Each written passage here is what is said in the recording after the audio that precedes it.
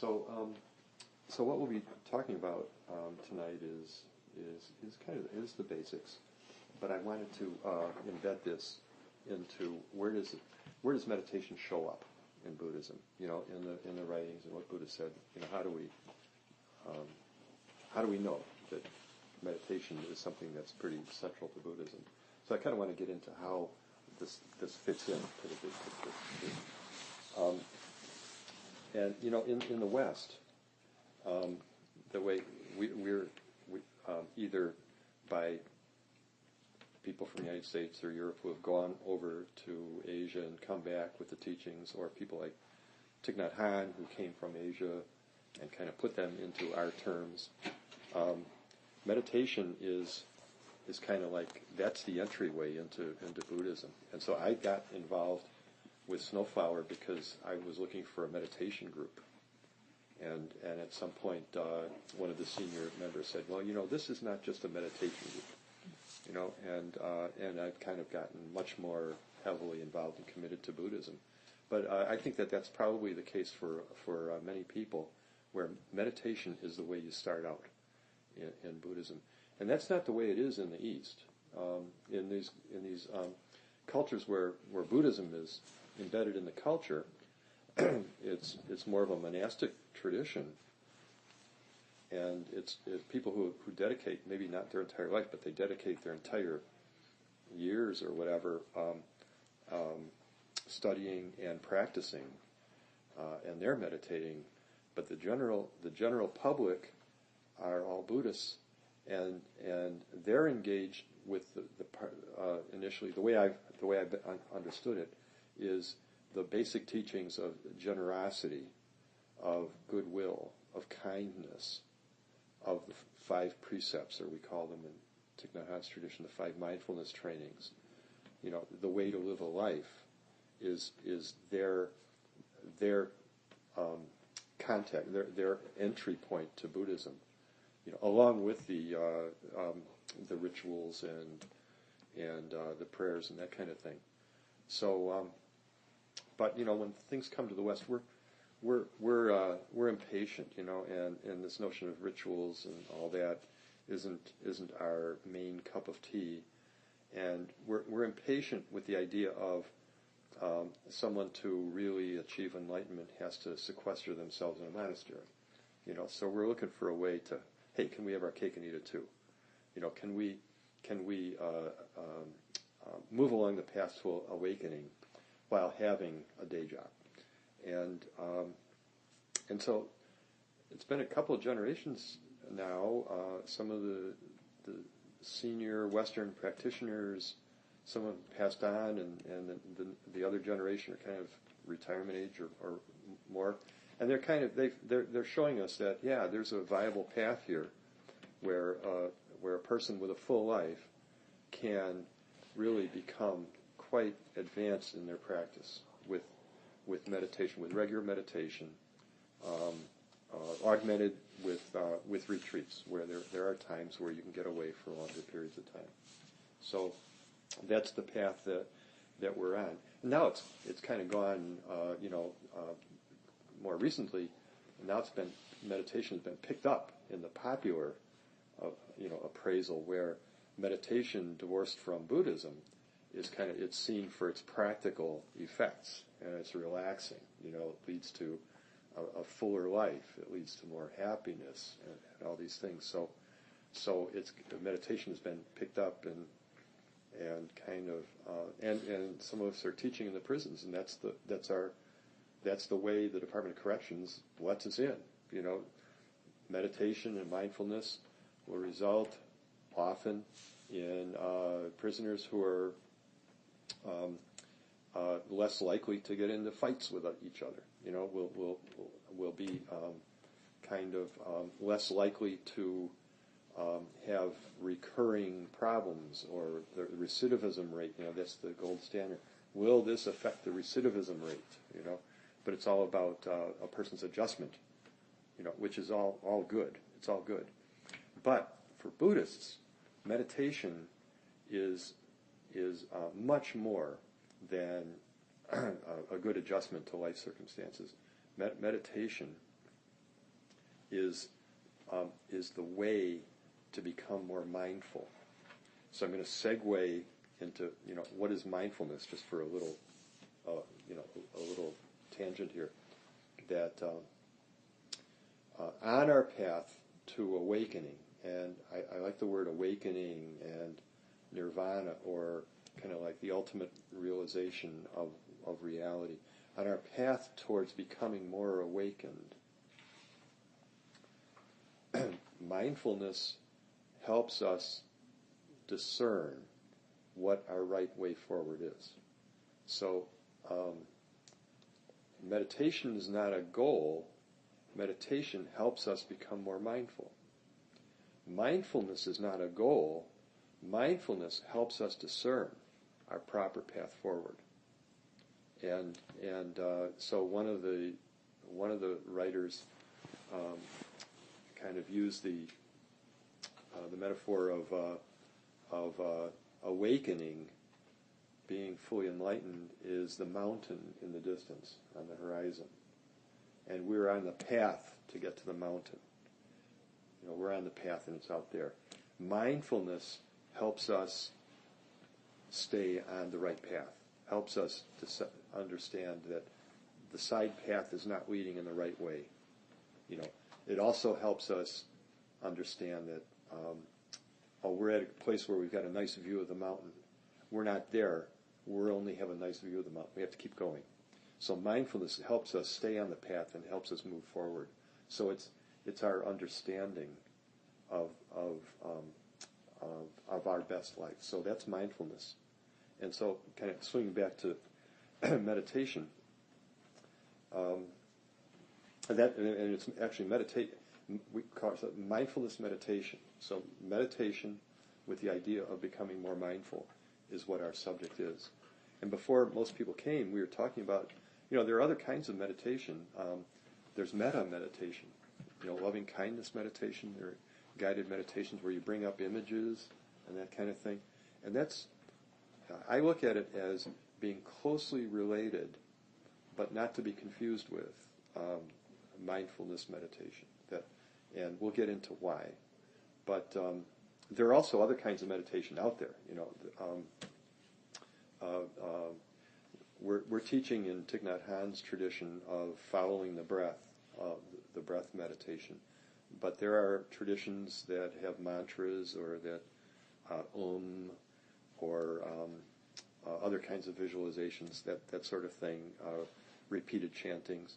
So there are other kinds of meditation out there, and I think that all of the major religious tradition or spiritual traditions of humankind all have a meditation component somewhere in them. There's a streak of this, and why? Because meditation is about settling the mind so that one can kind of have a fuller grasp of whatever it is that they're doing. So, in prison we hear about people, I've used meditation for a long time. It helps me draw better. Okay, but that's not the kind of meditation. It's very good. It's very good, but it's not the kind of meditation we're talking about. What I'd like to do is start in talking about what is the meditation that we're talking about now. But before we do that, I wonder if we could just kind of go around and give me an idea of where everyone is at in terms of your level of experience of meditating. So if you could just kind of let me know, are you pretty experienced, or pretty new, or kind of halfway, I've meditated, but I don't really feel like I know what I'm doing, somewhere in the middle. Could you just kind of go around and let me know? And Gloria Novice is here, which is good, which we'll move along. One of the themes that comes up is that you always everything builds on what happened before it. The foundations are there, and then everything builds on it. So that sutra that I put out a link to goes on and on and on. But it starts out with breathing in. I know I'm breathing in.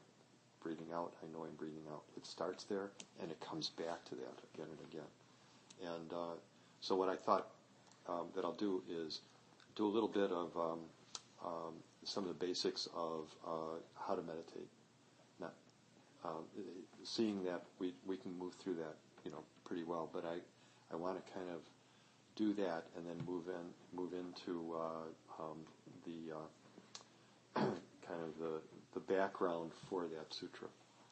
And so when we talk about breath meditation, the basics for meditation, the first thing is, what's our approach? What's our mindset when we sit down to meditate? And fundamentally the most important thing. And the six things that kind of have been listed to come to mind is, number one, we want to be kind to ourselves. So we're not doing this like we're going into the gym and we're going to attack. We're being kindness to ourselves. And if you'd like, I've got some of these notes written down already, so you don't have to be. But you may. But that's how I listen. Yeah. So Okay. Good. Yeah. No. That's how I do too. That's how I do too. So we want to let go of judgment and be ready with the idea of whatever happens is. It's like I'm not going to make something happen. It's like the mind is going to wander. I know that it's going to wander. It always wanders, and that's just the way it is. I'm not going to be judging myself, but I'm going to be persistent. I'm going to be keep on bringing my mind back to my body. So doing it with kindness was the first thing. The second thing is with persistence, so that if it's not going the way that I expected it to, well, I guess the expectation was wrong, but not the intention to do it. The intention to do it, we still want to be there. We still want to be persistent with it. We want to be alert. So this is that combination where we're becoming more calm, we're becoming more relaxed, but we're alert. So this calm alertness, and the image that I use is, in primitive times, the hunter who has to be there calmly watching for the game to come. And and the armament wasn't all that great. He has to wait until the game gets pretty close. And in the meantime, there's just nothing. So he has to be alert, but ready to be there for long periods of time. And patience is the next thing. So we're kind to ourselves, we're persistent, we're alert, and we're patient. And we're willingness to be with whatever is in the present moment. We're just ready to be there with what is. And finally, we're curious about what happens. We want to approach this with an attitude of, I don't know what's going to happen, and I'm interested in seeing what happens. So that's kind of our mindset. Kind of like that's our basic. When we go to sit down, we should be kind of. I don't go through any numbers or order like that, but I pay attention to my mind. It's like I form an intention when I'm starting to sit. When I'm starting my sit, I'm forming an intention. Okay, this is serious business. I want to be here. I want to be alert, not judging, but I want to be here. Then these little things. This will not be new to anybody, but I'm just going to go through them. What to expect. So, staying with the breath is not as easy as it sounds. The mind will wander. It's not that we're doing something wrong when the mind wanders. It's just what the mind does. With practice, it will wander less. But that's not true every time. It's whatever. The one thing that we know is that we don't know what's going to happen when we sit down. And we've all had that experience where our mind will be wandering, it'll be crazy, and then suddenly, bango, it just became easy. Or the other way, it'll happen where suddenly something will come up and I just can't settle. And I thought that all the conditions were right, but I can't settle. So it's kind of unknown, but what we're expecting is that it will be unexpected, whatever it is. We're easily expect that we're going to be easily distracted. The natural mind that we've all, grown up with, and it grown up with us, it's like it's watching for things. That's its business, to watch for things. And so we're going to be distracted either by internal thoughts or by anything, noises or whatever happens. We're all like that puppy dog that's running around, and next thing, and eventually it might tire out and settle down, but you can't make it settle down. All you can do is gently bring it back to where you want it and hope that it doesn't run away again. And then also kind of paying attention to there's some distracting thoughts, some mental activity that's habitual, that's recurring, and especially if something happened earlier in the day, mind is just going to be like a magnet, it keeps coming back there. And then there's other mental activity it's random, like the mind. It's almost weirder. Like, well, I know that it doesn't surprise me if I have some sort of tiff with somebody. I'm going to come back and review what he said, what I said. It's just that's going to be obsessive. But what's curious is how the mind, when it's freewheeling, when it's not really engaged like that, will still come back to these, random things, and so our expectation is that this is going to happen. The mind is going to fill the vacuum. It's going to want to have random things happening. The bit of the tune that you can't get out of your mind, it's just there. You can't beat your head and make the Rice Krispies song go away. It's just there. But you can be kind to yourself, and with curiosity, just say, I wonder how long this is going to last.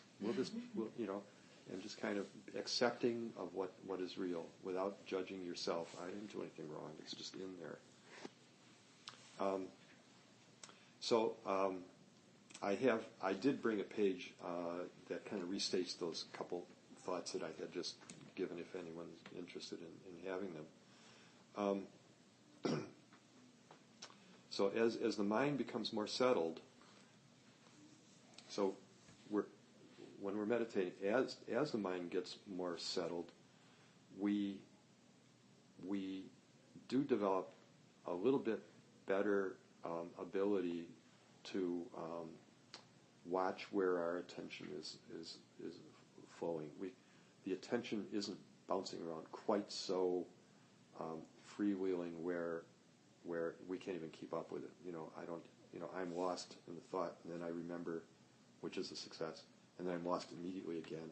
It becomes a little bit more where everything is going a little bit slower, and the metaphor is the glass of water, the glass of muddy water, that if you let the glass just sit there, slowly the mud will settle down and the water will become clearer.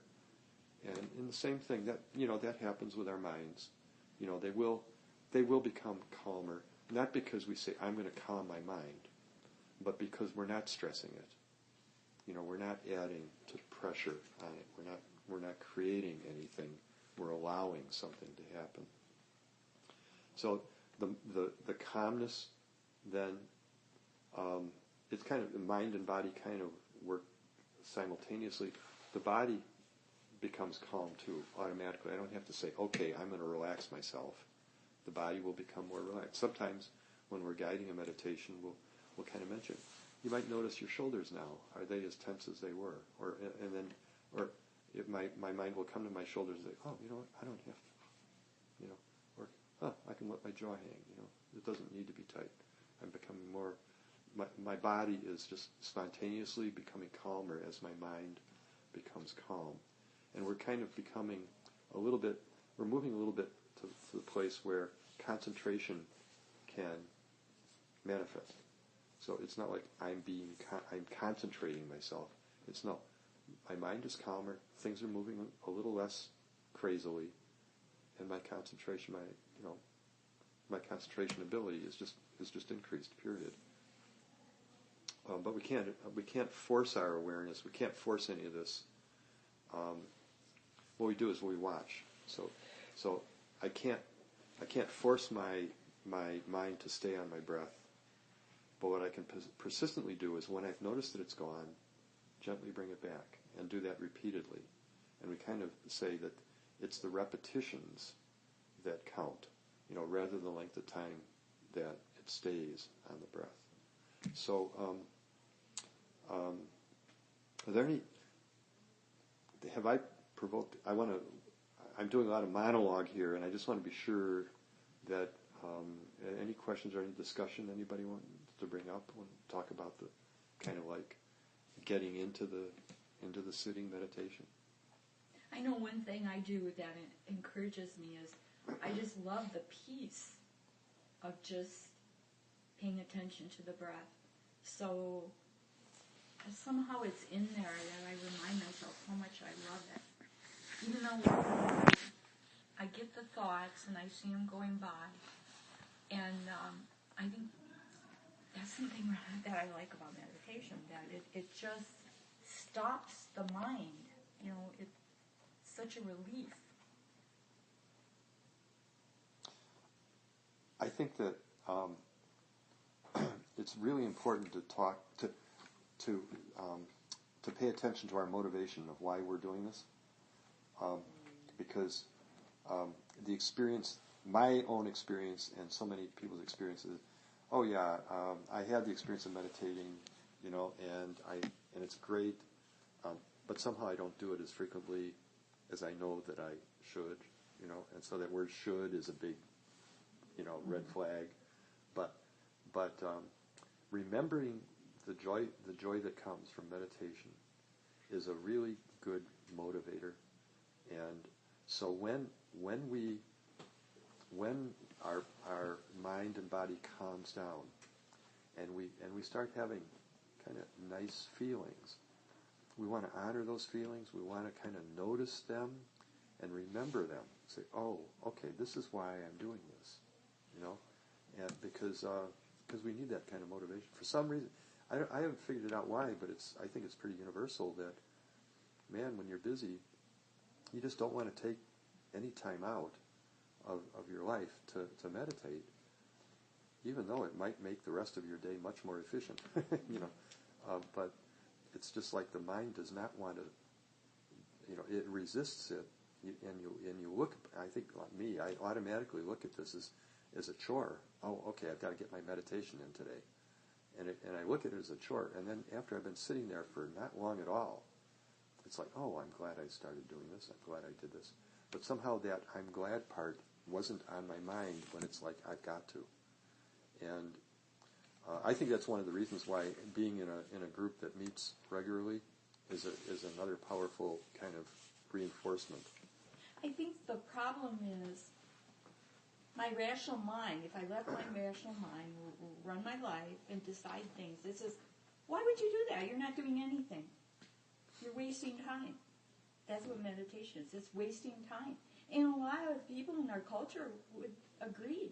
Mm-hmm. Yeah. So you have to transcend that. Yeah. Okay. The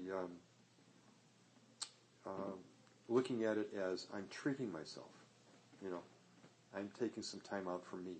It's more evolutionary, really. It could be. And what you mean, it's kind of like it's got to be down in your...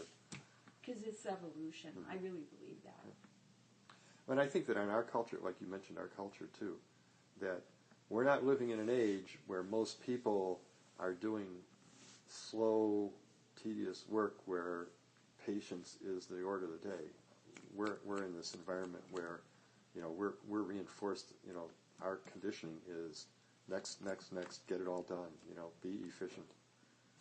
So, any other comments? What I thought I would do would be to when it wasn't. I don't think it was real long after I started with SnowFlower that I picked up on this set of short phrases that Thich Nhat Hanh suggests that people use, and I used that pretty regularly. I used short phrases during my meditation very consistently for quite a long time.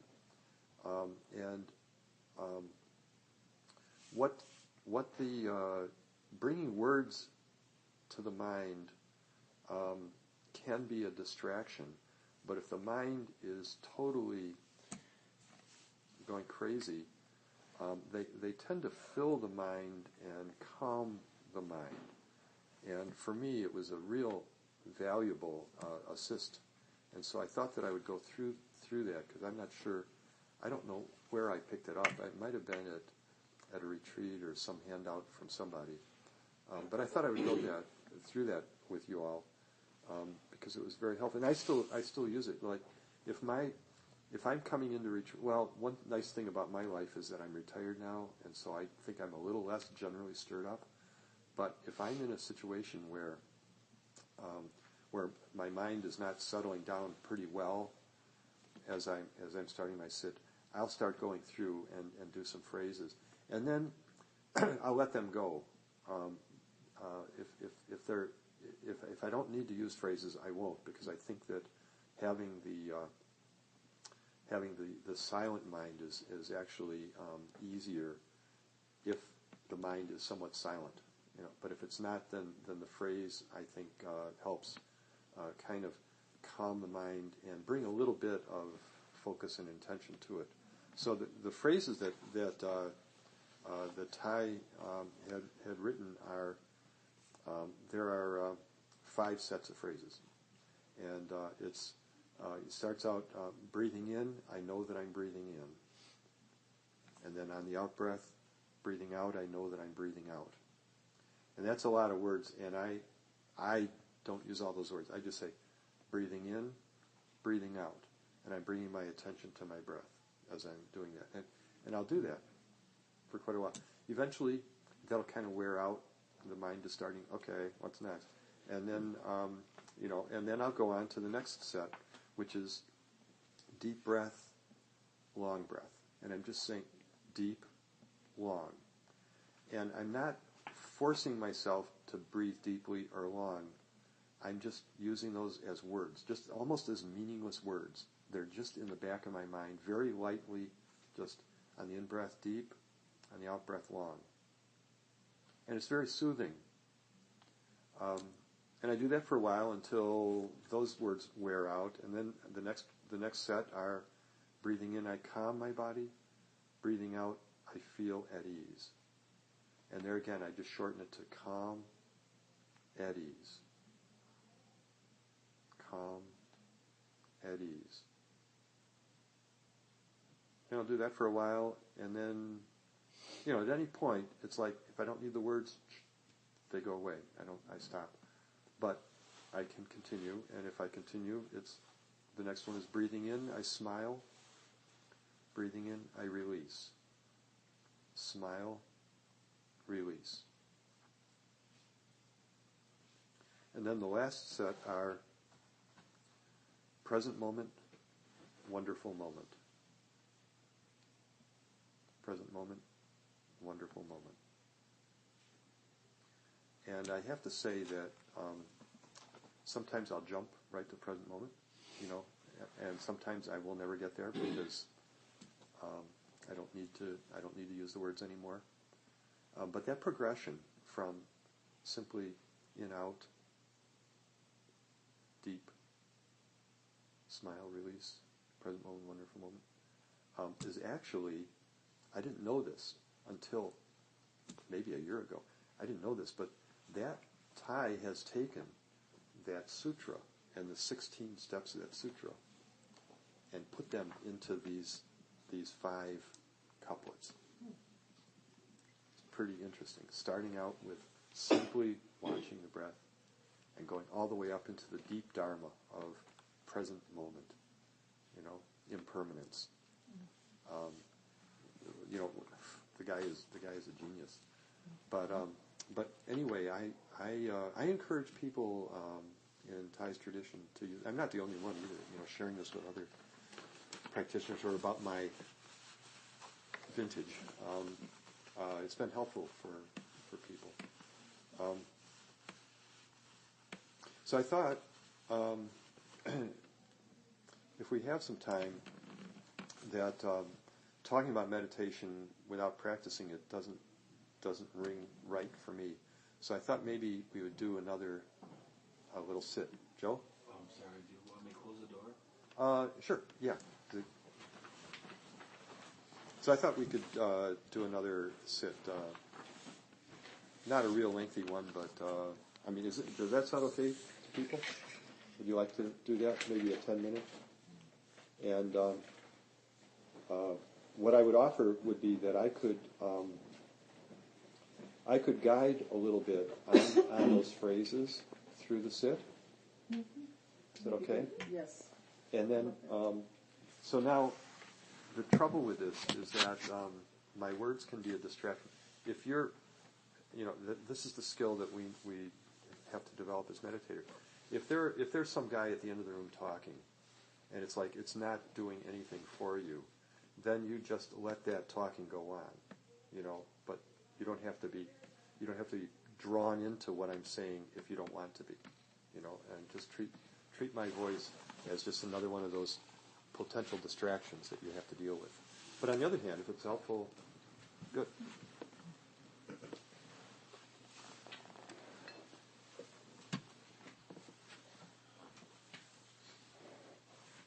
So I'll begin with 3 rings of the bell. And what I can observe about the bell is that it's in the present moment.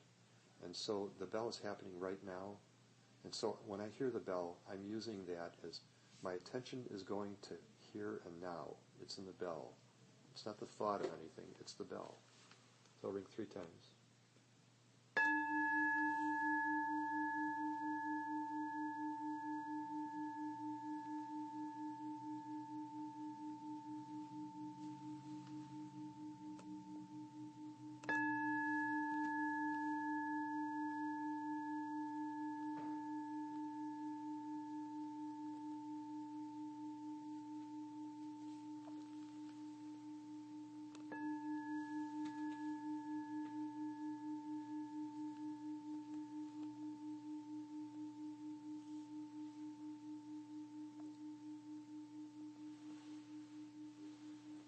As the bell fades, we direct our attention to our breath.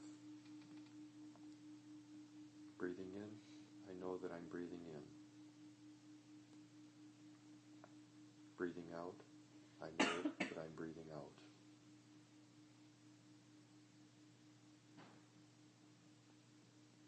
In breath, out breath.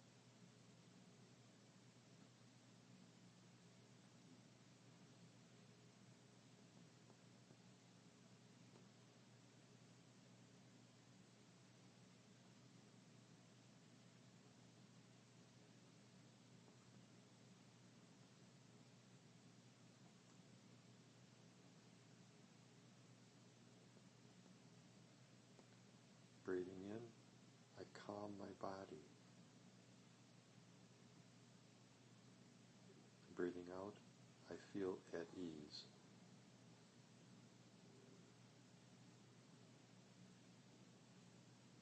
Calm, at ease.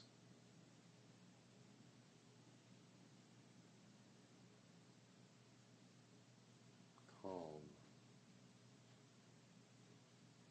ease.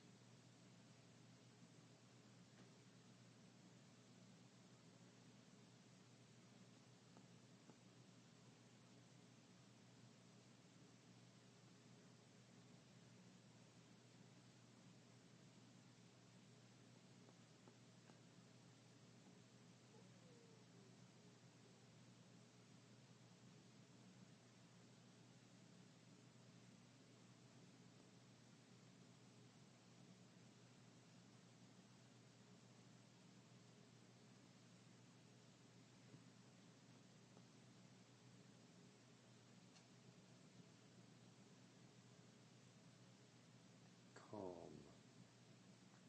ease.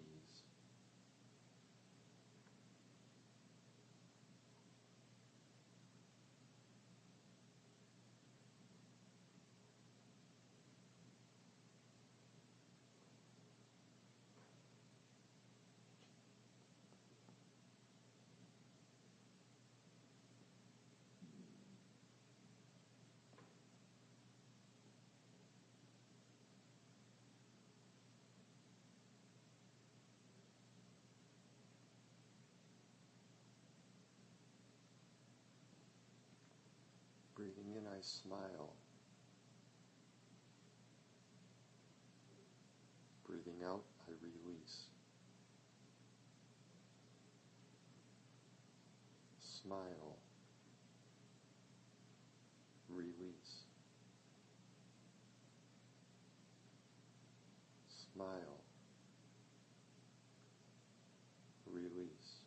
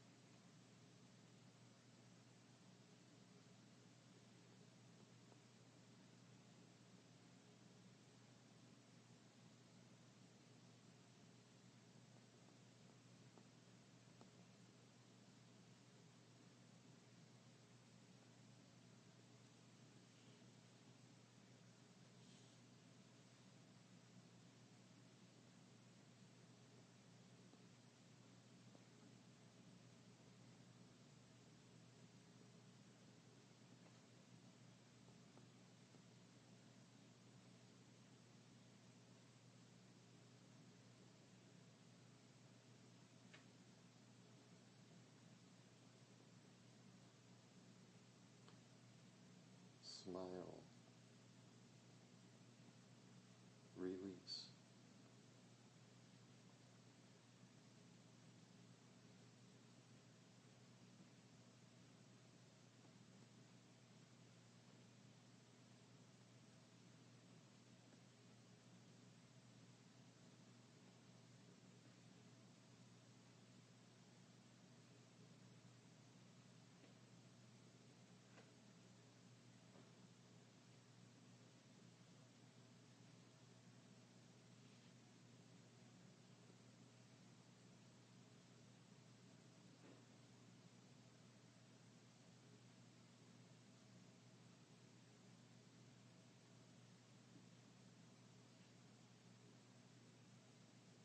Breathing in, present moment.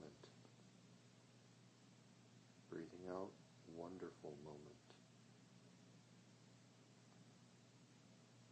Present moment, wonderful moment. Present moment, wonderful moment.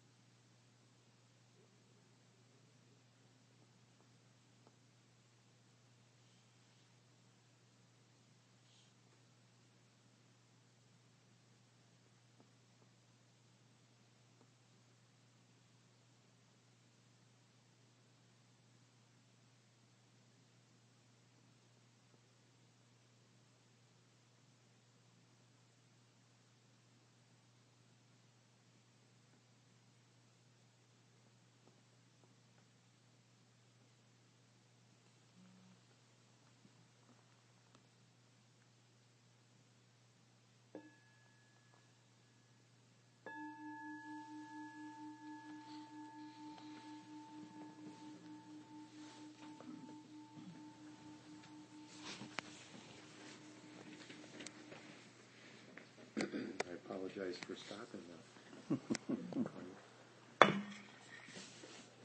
So how was that? Was that a difficult, hard meditation? Can I see some smiles? I felt like I was being hypnotized. You know, a hypnotic suggestion. I didn't mind it because they were all good, but that's what it felt like to me.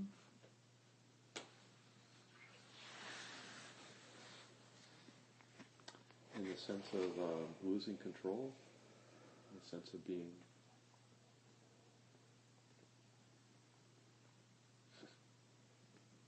No. Just a hypnotic suggestion.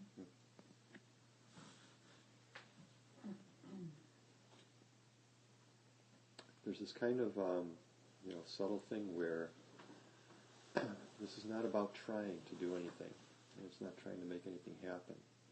But we are putting a suggestion in our mind with words. So that's actually kind of what my question was about, because when I very first learned, I used to say to myself, kind of let go, rather than sort of grasping onto, the clutter that was there, and then it seemed like even using those words formed an intention, like I'm supposed to be letting this go. It was a pressure and sort of a thing I was supposed to be doing. So then, you either just follow your breath, like in, out, if you want to use words at all. But as soon as you start putting labels on it, like deep and long, there is the suggestion that maybe your breath should be deeper, maybe your exhale should be longer, and then you're right back on that thing where it can have the effect of sort of settling your mind, but it also has the effect of not letting whatever is there just be there and settle on its own. You're kind of giving it a little shove because time is of the essence and we have to get going. So I don't know. I mean, what do you think about that? I think you're right on. That push-pull. Yes. Mm-hmm. Yeah. There's a danger here, Mm-hmm. And were you going to say something? Yeah, I was going to say when I do the deep slow, I really do deepen my breath, and whether it's slow or long, I somehow started calling it slow. But from a neuroscience point of view, that really does calm your parasympathetic nervous system, and I think that's why it's so early on in Thai Skatha, is because it really does calm you. So then the next one is calming your body, calm ease is the next one. Well, you've really already primed your body to do that by doing the deep and slow. So I do deep and slow just for that period, and I don't control the breath any other time. I think that if you feel like it's taking you away, in the wrong direction of trying to make something happen, and you don't have to do that. Don't go there. With all of these too, that this could be cluttering the consciousness if it's not needed. When you don't need the crutch, you don't use it. But it's important to have it when, if it's helpful. But I think that you did describe quite accurate my thought about how these are. They're kind of they're a little bit like they could be troublesome to play with, and so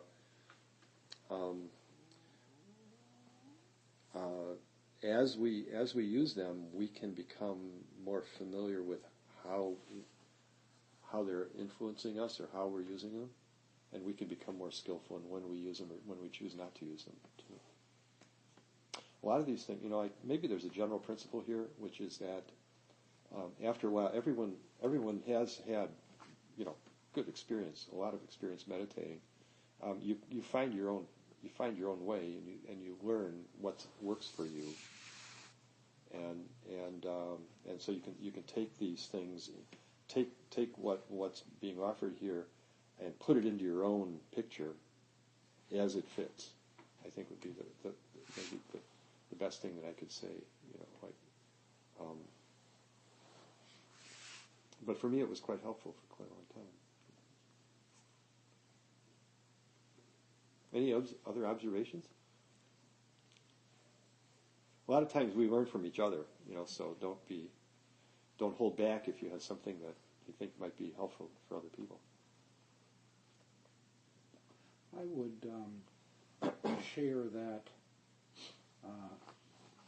the Buddhas once asked, is it hard to reach enlightenment? And he said, no, it isn't, as long as you understand how your mind works. So I think that was an invitation to all of us to understand how our mind works. And that to me is one of the fascinating parts of meditation. And in my personal exploration, I've come to appreciate, for me, I can't speak for anyone else, that my mind works in subtle ways and subtle shades of gray. So, for example, to say, I'm going to have the intention for the next few minutes of calming. That's going to be my intention. One could perhaps interpret that as like a command or mind control, or another, I'm supposed to be moving away from concepts and thoughts, and I'm introducing one into my meditation.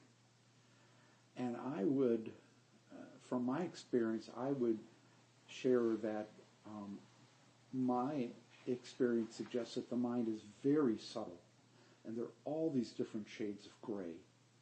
So just to even say it's an intention, and so it's sort of in the back of my mind. It's not in the front of my mind. It's in the back of my mind. And it can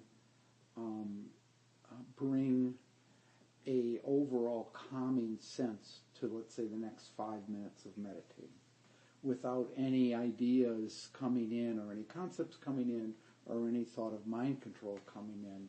It's just a pleasant intention and inclination to my awareness to be calm. It's an invitation. But there are all these shades of gray in there in terms of what it is. So, but I would suggest that saying it's either this or that, at least that's not how my brain works, or my mind works. My mind works in many different subtle ways that one can even say calming. What am I going to do with the intention of calming? It has a fair number of different dimensions to it.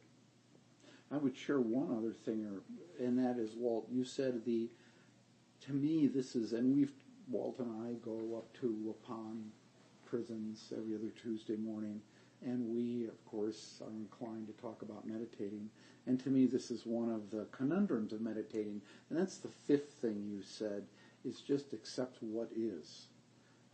So sometimes what is, for me, is a mind that it's the monkey swinging from branch to branch. Or sometimes it's the drunken monkey in front of the radio dial, keeps switching it. In other words, my mind is very active. So, do I want to stay with what is? Or do I want to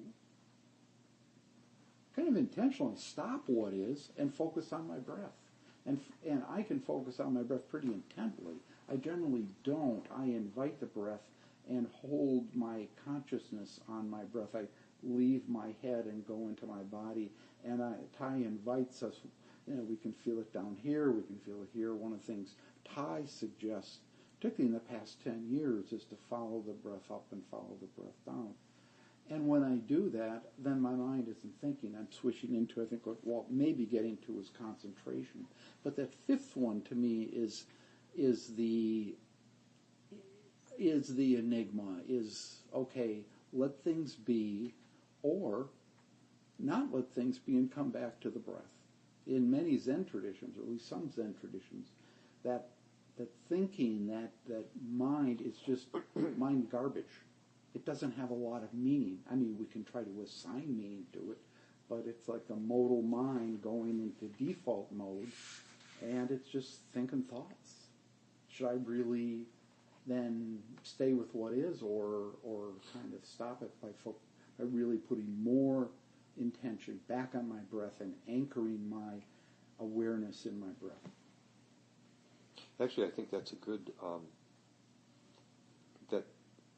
that does bring up, or not bring up, but I'll just reinforce what has already been said, which is that we want to experiment and play around with our own, with our own self and the way we operate, and each day might be different too. So it's like what I am now isn't the way that I was on Wednesday.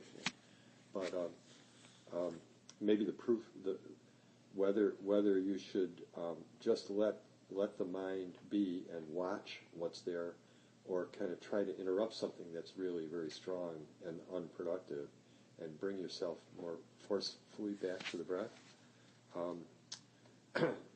Which one works? Because I think the biggest reason that I've ever heard of not wanting to, if a person is forcing themselves back, does it work, or does it create more juice? Does it create more energy that's then feeding the busy mind?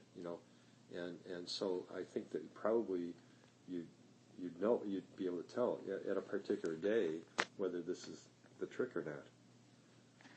But I think that we want to be playing around with this stuff. I think we want to be not doing this because this is what is supposed to be, and much more doing this because this is what I've been guided by teachers. Teachers are telling me what they've learned is most whatever, effective, whatever. I'm guided by the teachers, but I'm learning for myself what works in my situation right here and now. So that's easier to say to people who have had experience meditating than it is for a brand new person who has no basis. But we've been around. We can kind of try one way and try another. And we can kind of learn too that you've probably done this plenty of times, so you can kind of sense, oh, this is the time where I've got to interject myself, and it'll work because the cost benefit is in my favor. Yeah. But that implies, when you use the word what works and what's effective, that there's a goal. Yeah. And the goal is beyond sitting for however long you decided you were going to sit. There's some kind of end product that you have in mind that you're judging effectiveness by, right? Underneath what works. Underneath this,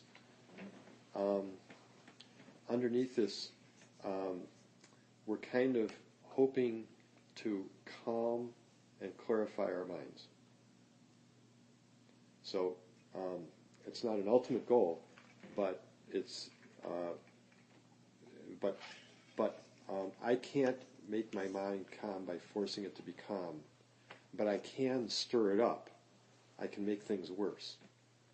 And I think that's kind of, so I'm not,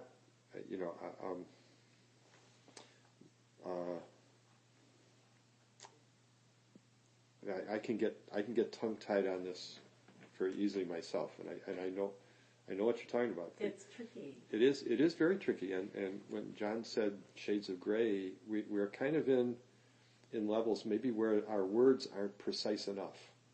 Maybe there's some words here that are, when we say not trying, maybe not trying too hard, or say without goals, but is it a goal or an inclination? I want to be inclined. I would like to have a calm mind. Now, I can't make it happen, but I can kind of set up the situation where it's more likely to happen, and I can try to steer away from things that will undermine it. And so I'm trying to steer away from things that are going to undermine my calmness. And maybe that's not exactly the same thing as kind of go for the goal. You might want to think about that boats on the river metaphor, that you're watching the boats on the river. And as long as you're watching the boats on the river and letting them come and letting them go, you're meditating. But as soon as you get on the boat, you're no longer meditating. You're imagining or ruminating or doing something else. And I think that's, while it's not a goal in that I'm going to strive for that, I think that's what he's talking about on what works. So if I'm just letting my mind go, and lately I've been trying to do that in a sit, but my mind goes and I'm on that boat and down that river. And so I know I have to come back to the breath because I'm just, since my mom died, my sits are just not stable enough to do, a meditation where I'm watching my thoughts. So I know that what works right now, if I want to use the time to meditate and not be just in la-la land, then I have to just keep coming back to my breath. And I know I just have to keep doing those neural pathways until I get that stability back. And once I have that stability back, then I can go back to watching my thoughts. But if I watch my thoughts now, I'm really not, I find that I don't do hardly any meditating. It's more daydreaming. So I think that's what he's talking about what works. It's not like I'm moving toward enlightenment, but I'm making sure that I really am meditating and not daydreaming. Well, it seems like in our life experience, there's certain things that are going to come up where even if we've been meditating for so long and we're not on the boat, we're going to be on the boat until we come to terms with what happened. Mm-hmm. And there's big things in our life that happen where we're all going to be in Mm-hmm. that situation. Mm-hmm.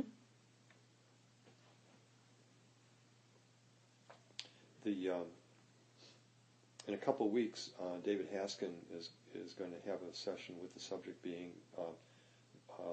insight meditation or wisdom meditation, where it's going to get even stickier because you're kind of looking to see what you can learn, and so it even gets stickier. But one of the boats on the water kind of reminded me. I didn't say this, but we don't want to be carried away with our thoughts. We don't want to be lost in la-la land or following the train of thought to where it leads, and then it goes on to another thing, and suddenly I'm thinking about what am I going to have for dinner. We've kind of lost. We just lost our bearings. We're off. We're in a different world. That when I say we don't want to go there, we always go there. That's just natural. We do that, and so we bring ourselves back from that. But the ideal with practice or in the middle of a long retreat or something is where I can notice that my mind is doing that, but I'm watching my thought, and so I'm having this thought about what am I having for dinner, and I'm seeing that I've had this thought.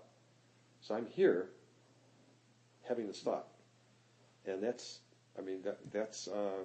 being mindful of my thoughts, and that's not the same thing as being carried away. Mm-hmm. And so, let me move on. I don't know because that's coming. That's going into the next thing that I wanted to talk about, which is the four establishments of mindfulness. And we're kind of getting into, this is the area where everything that we've been talking about so far is mindfulness and how to meditate and breath and body, calming the body. And all of that is the first establishment of mindfulness. And there's a sutra on this that I didn't refer to, but the first establishment of mindfulness is mindfulness of the breath and of the body. And I will pass out an excerpt from that discourse that I did refer to. And the first few points of that discourse, it's mindfulness of the breath, mindfulness of the body. And that's the first establishment. So there are three others. So the second establishment of mindfulness is mindfulness of the feelings. And when they use the word feelings, it's not the same as our common use of feelings, i.e. emotions. It's a little bit different. It's the way my body feels right now, is the feelings. And so if a person is progressing through with a mindfulness meditation, having arrived at a calm mind where a person can, while watching the breath, can be aware of the body and aware of sensations in the body without being carried away with thoughts about it, but just calmly aware, kind of like present, watching my body. It can flow into being present and watching the way I feel, the way my spirit is. So, am I happy? Am I sad? Am I depressed? Am I down today? Am I energetic? So that's the feelings in the Buddhist terminology, and that's the second establishment of mindfulness. Am I reacting? Am I reacting positively or negatively to whatever it is that I'm thinking of? So these are kind of the overall spirit kinds of, when they say feeling. This is awareness of my feelings, or mindfulness of my feelings. That's the second establishment of mindfulness. Then the third establishment of mindfulness is mindfulness of the mind. And these get progressively more remote in terms of my ability to just do it, right?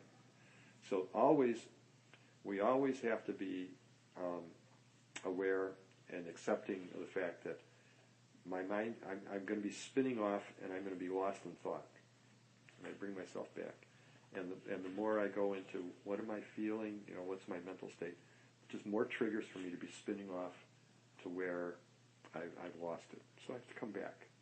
And so I'm kind of being in this thing where, but I want to progress. I want to kind of expand my mindfulness and mindfulness of my mind. And what that is it's the mind itself. It's not what I'm thinking. It's my mental state as opposed to my physical state. So the mindfulness of the feelings, where what's my overall feeling like? Joyful, happy, whatever. Mindfulness of the mind would be my mental state. Am I desiring of whatever it is that I'm thinking of? Am I craving, or am I experiencing aversion? So mindfulness of my body brings my attention to the fact that my back is aching, or that I'm in an uncomfortable position. Mindfulness of my mind is I really don't want this to happen. My mind is experiencing aversion. And what's interesting with that, and this brings up another teaching, is that unpleasantness is not necessarily to be avoided. Just like pleasantness is not necessarily to be grabbed. So that second thing is pretty obvious. Something that looks attractive, could be, radioactive. We don't want to do that. Well, in the same way, something that's unpleasant, there's a difference between being unpleasant or painful, downright painful, and me trying to avoid it. and for me, this is a harder hurdle than the opposite. So I can easily see that. Oh yeah, something can look really attractive, and I know that I shouldn't want it, and I like the looks of it, but I don't want it. I'm not gonna go there. I don't want it, even though it's attractive. Well, in the same way, something that's aversive, or something that's unpleasant, that's not nice, I don't like it, I can still say, I don't like it, but I'm not going to shy away from it. I'm going to let it be. So my back is hurting. There's nothing really I can do about it anyway, except gripe and complain and just try to scrooch around that it won't do any good. So I'm just going to accept it. I'm going to let the pain in. Or in a negative emotion, I'm experiencing anger, and I'm going to live with the anger, until it goes away. I'm not going to act it out. I'm not going to try to do something about it. And so the mindfulness of the mind is being aware of the way my mind is reacting to whatever the feelings or sensations are. So that's the third establishment of mindfulness. It's the second arrow? Think about that for a second. Yes. Yeah. Is our mind reacting? Or probably more precisely, it'd be like, I'm aware of whether my mind is creating a second arrow or it's not. So I can be aware that this is an unpleasant thing, and I'm not trying to avoid it. So I'm just aware of my mind, what my mind's doing. Yeah. Walt, why don't you define second arrow, just in case not everyone knows second arrow? Yeah. Second arrow doesn't immediately come to mind. Does everybody I think gets it? Okay. Does everybody? So okay. The story was in the olden days before they had cannons, or they had arrows, and so the person got stuck by the arrow and it hurts, and then he was he took and he put another arrow right in the same place, and it hurt more. Why did you put the second arrow in? It's like it was something that he did himself. The first arrow is what happens to us from the external world. The second arrow is what we do to ourselves, our reaction to that painful thing that happened, and we can make it worse. And so it comes up in lots of different situations where, in the discussions of Buddhism and suffering, that a lot of suffering is the suffering that we've induced by trying to get what's unattainable, or trying to avoid what's unavoidable, or trying to. So it's attraction, avoidance, and illusion or delusion. Trying to make something happen, or believing something is real when it's really not, I guess, would be the third general category.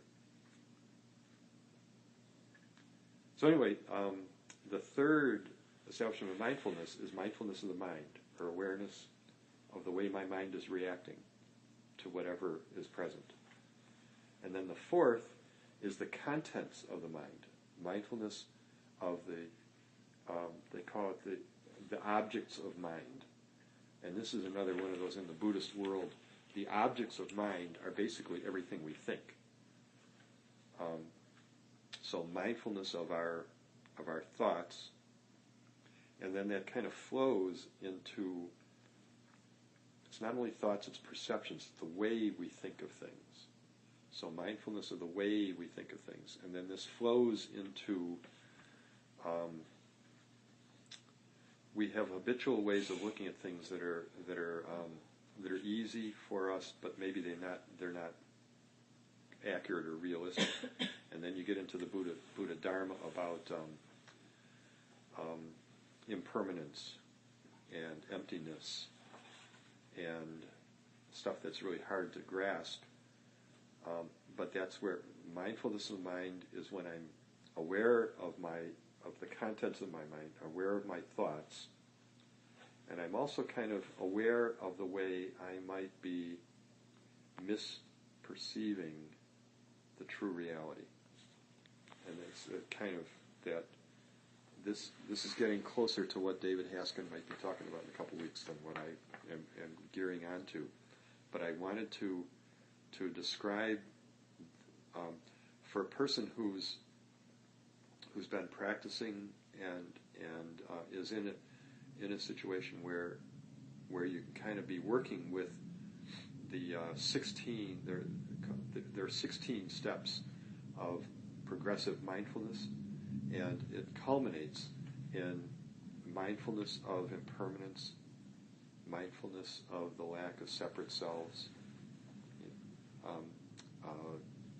Is the culmination. So I thought this would be the transition where we could look at that sutra that I made a link to. So I brought copies of it, and so I'm going to pass those out. It is 8:27. It's 8:27. Okay, well I'm going to pass these out, and you won't even have time to read them. Wow, did I lose track of time? Thanks for giving me. Thank you. Okay, so switching to the bottom of my last page, I'm just going to say, were there enough? Okay. These are the one step. The one side of the page is just those that guided meditation that I did, just so you can have it. The other side that's densely wording is the section of the discourse on the full awareness of breathing. That's the heart of that sutra, and I'd just like you to point out that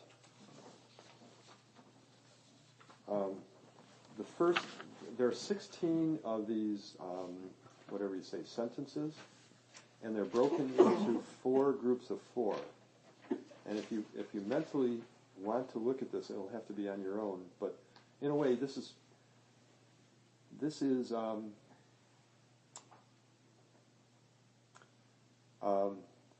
something that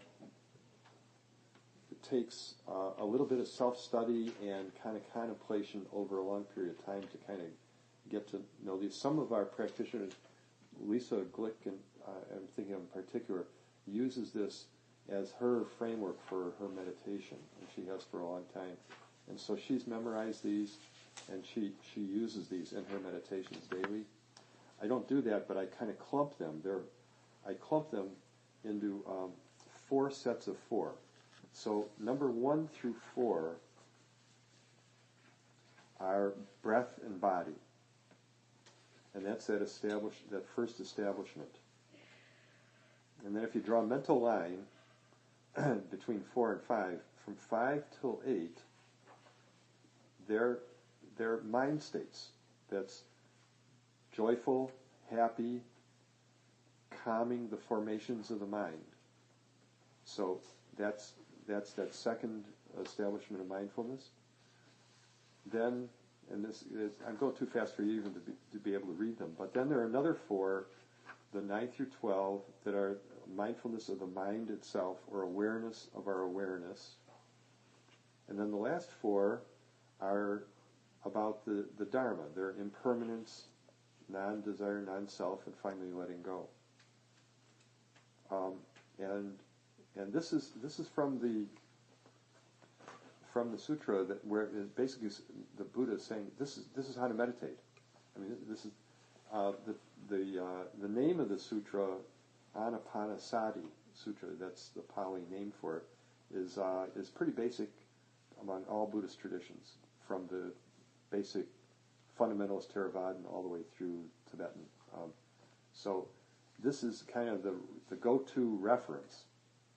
Kind of the more practical, here's how I meditate and how I get through my meditation is the other side of the page. And like I said, Ty's basing his little breath meditations on the full 16. And unfortunately, I thought we might be able to discuss this, but we're scheduled for an hour and a half, but I can go longer. But I want to honor and respect people that have made other plans that want to leave. So maybe we'll adjourn, but I'll stick around for a little bit if people want to talk a little further. And in adjourning, I'll say this has been a lot of fun for me. I appreciate you. And I also want to kind of encourage, come back to something I maybe only said in passing, but the key thing I think, is a daily practice.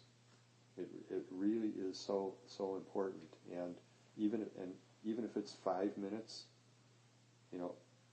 it's better to have that intention to be persistent than it is to have the need to do it for a long time. So if you don't have time, shoehorn in a sit for when you do have time.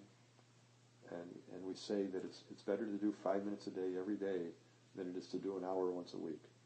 And I think that's really true because we're cultivating a habit here.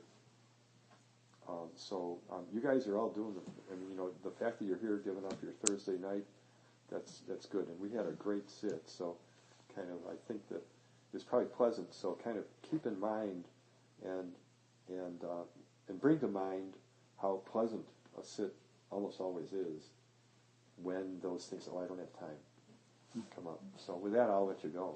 So, thanks.